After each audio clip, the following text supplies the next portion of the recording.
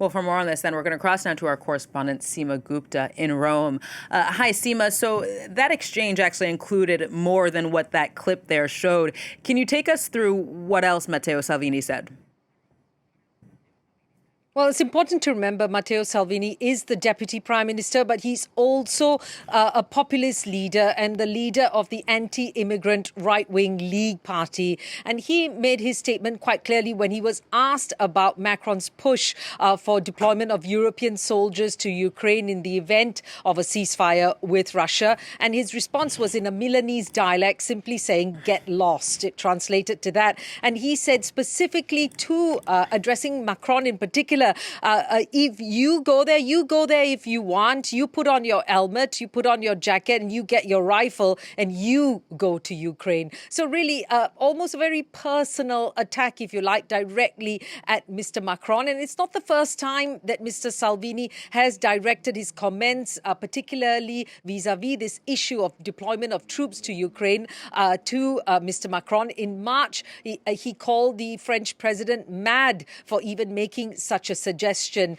And we do know, for instance, that Ms. Meloni for herself has been skeptical about this idea of a coalition of the willing, but Mr. Salvini wanting to make very clear in this statement. And so now we see the French Foreign Ministry summoning the Italian ambassador on these grounds. They source within the Foreign Ministry making it very clear that these remarks run counter to the climate of trust and the historical relationship between these two countries in the EU, two neighboring countries.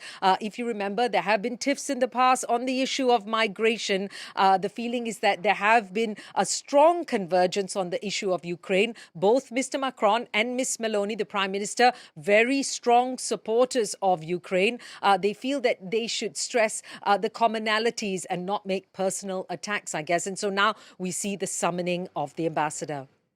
So, Seema, I mean, what's the context more specifically behind these comments? I mean, what does it suggest about Franco-Italian relations on the war in Ukraine at this stage?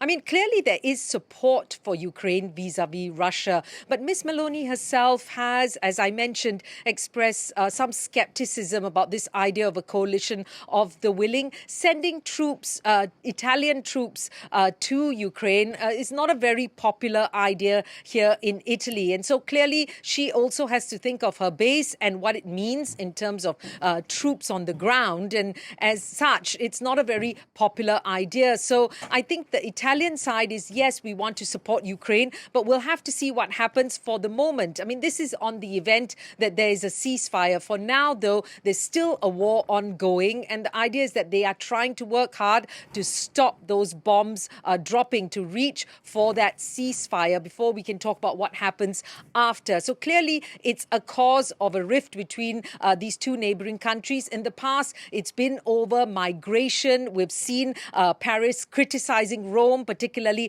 on its issue to refuse to let NGO ships dock when they are holding stranded migrants.